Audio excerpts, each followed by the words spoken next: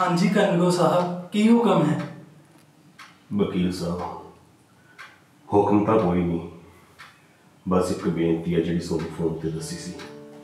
जिवें मैं तुहानू कहा सी फोन पर, वसीयत तुसीं उस हिसाब नाल ही लिख के लिआओ ना। हाँ जी जनाब।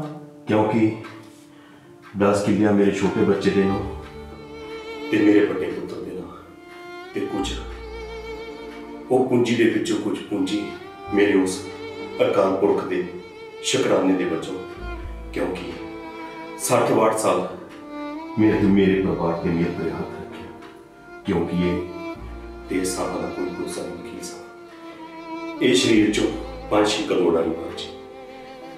कनगो साहब तुसी अपने छोटे मुंडे दी भी गल कीती ते अपने वड्डे मुंडे दी भी गल कीती, पर वसीयत विच जिस धी दी तुसी गल कर रहे सी वो कौन? वकील साहब मेरी वो असली धी नहीं, पर वो असल च देवी है। वो देवी जो मेरी इस औलाद ने नहीं किया, उस मेरी वो धी ने किया। ते मैं चाहूँ मेरी कुछ पूंजी दे विचों ओनू भी कुछ ना कुछ मिले। वो एक डॉक्टर के रूप में रब आ रब। ओ बापू तेरा यार दिमाग तो नहीं खराब हो गया? ओनू 10 दिनों के आप पैसे दे दिते, एडी गल बापू मेरे हिस्से भी दे दे। वकील जी तुसी कोई मत दे दो बापू जी नू। कनगो साहब एक बार सोच लो दोबारा, सोनू तो नाले डॉक्टरी पेशे तो नफरत सी, जदों छोटे मुंडे का रिश्ता आया सी उदों तो तुसी बड़ी खुल के ठुकराता सी। वकील साहब जिहड़ा नरक स्वर्ग है ना, वो सारा कुछ इत्थे ही है। असल जिंदगी का तो हुण पता लग्या भी नरक की है ते स्वर्ग की है। सवेर का भुलिया पड़किया ना शाम को करिया जी, हुण भुल्ला पड़किया नहीं कहते वकील साहब। ये तो सही गल कही है तुसी कनगो साहब। फिर भी गल की हुई कनगो साहब, दसो तो सही। वकील साहब गल कोई ना 15 दिन पहला दी है।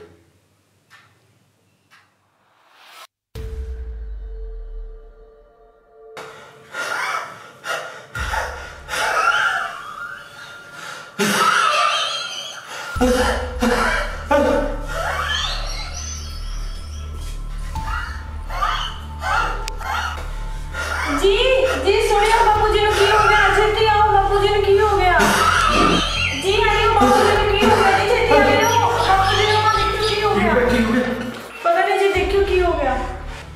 निके जल्दी आ यार, निके जल्दी आ ते क्या हो गया? हाँ तो बापू नु की हो गया? पर मैं देखना की कर। Hello friends I am back. इन्हें मेरे बापू जी जड़े अस्थमा की बीमारी नाल तड़फ रहे हैं, हो सके तो किसी वैद्य या डॉक्टर बारे जरूर दसना। लाइक कमेंट ते शेयर करना बिल्कुल भी ना भूलना। मिलते हाँ अगली वीडियो च। यो तुसी तो कुछ करना नहीं, आ कंजर शरीका च नक बढ़ाऊगा, मैं लेके आउणी है नर्स नु।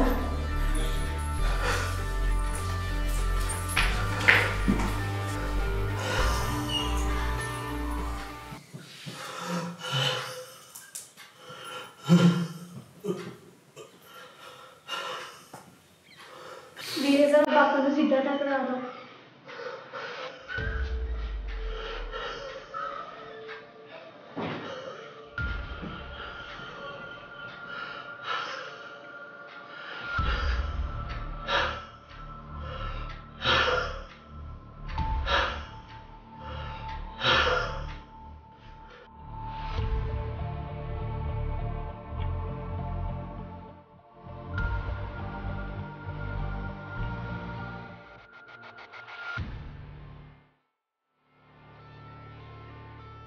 जी इन्होंने जल्दी से जल्दी एमरजेंसी हॉस्पिटल से शिफ्ट करना पड़ेगा।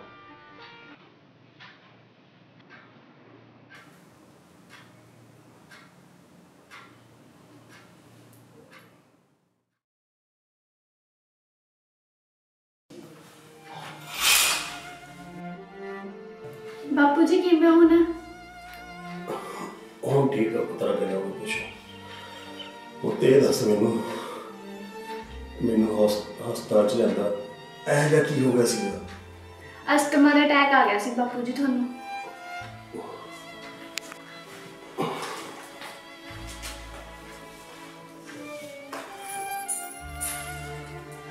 ਆ ਪੁੱਤ ਮੇਰੇ ਕਿਸੇ ਮੁੰਡੇ ਨੂੰ ਆਵਾਜ਼ ਮਾਰਦੇ ਬਾਹਰੋਂ। ਕੀ ਹੋ ਗਿਆ ਬਾਪੂ ਜੀ? ਆਪਾਂ ਪਿਸ਼ਾਬ ਕਰਕੇ ਆਉਣਾ ਸੀਗਾ। ਮੈਂ ਕਰਾ ਲੈਣੀ ਬਾਪੂ ਜੀ। ਕੁੜੀਏ ਤੇਰਾ ਦਿਮਾਗ ਤਾਂ ਠੀਕ ਹੈ? ਕੀ ਹੋ ਗਿਆ ਬਾਪੂ ਜੀ?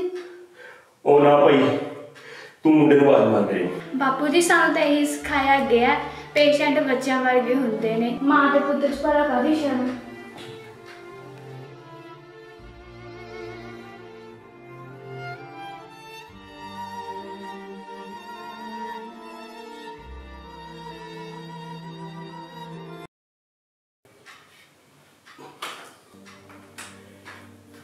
ਕੀ ਹੋ ਗਿਆ ਬਾਪੂ ਜੀ?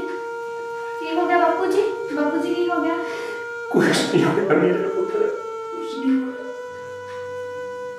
ਉਹ ਮੈਂ ਤਾਂ ਪੁੱਤ ਮੇਰੇ ਹੋਈ ਮੜੀਆਂ ਨਸਾਨੀਆਂ ਤੇ ਮੱਥੇ ਤੇ ਕੀਏ। ਪਰ ਅਸਲੀ ਰੱਬ ਦਾ ਰੂਪ ਤੂੰ ਨਹੀਂ।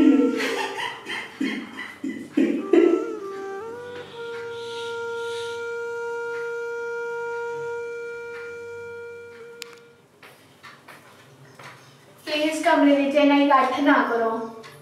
ਲੈ ਉਹ ਆ ਗਈ ਮੇਰੀ ਲਾਡੋ ਦੀ। ਆ ਜਾ ਪੁੱਤ, आ जा लगे। बापू जी ठीक ठाक हो? हाँ जमा ठीक है। तू किवें ठीक है? वकील साहब वसीयत च जिहड़ी धी दा मैं जिक्र कीता सी ना, ਉਹ ਆਹ ਮੇਰੀ ਧੀ ਲਾਡੋ, ਇਹਦਾ ਮੈਂ ਵਿਆਹ ਕਰਨਾ ਬਾਜਿਆ ਗਾਜਿਆਂ ਨਾਲ। ਇੰਨਾ ਦਾਜ ਦੇਣਾ ਨਾ, ਲੋਕ ਕਹਿਣਗੇ ਵੀ ਕਾਨੂੰ ਨੇ ਆਪਣੀ ਲਾਡੋ ਦਾ ਵਿਆਹ ਕੀਤਾ। बापू जी सच्ची तुसी मेरा ब्याह करना चाहते हो? हाँ पुत हाँ। बापू जी सच्ची तुसी मैनू दाज देना चाहते हो? हाँ पुत, जिन्नी जमीन छोटे नूं दित्ती है ना ते जिन्नी बड़े नूं, तेनू भी ना तीजे हिस्से दी बराबर दी मालकन रखिया पुत मैं। बापू जी की गल कहा, अपने पिंड च गुरुद्वारा भी है, हाई स्कूल भी है, प्राइमरी स्कूल भी है, मंदिर भी है, मस्जिद भी है, पर पुत पर की बापू जी तुसी मैनू सच्ची दाज च कुछ देना चाहते हो? हाँ पुत मैं बहुत तेनू देना चाहना, बहुत दाज देना चाहना। तू मंग की मंगना? मेरे दिल की इच्छा है कि मैं लोक सेवा करा, इसे करके मैनू एंबुलेंस ते डिस्पेंसरी चाहिए है। कोई ना मेरे पुत, जो मंगेगी ना तेनू ही दूंगा। वाह पुत, आज तक मेरा दिल खुश करता। वाह बापू नजारा लियाता, आही तो मैं कहने नूं फिरदा सी। जिंदे रहो। और जो एक मिनट, हाँ देखो लोगो, नर्स ने की करता, ये साडी भैन जिसने साडे पिंड दी नहार बदलते।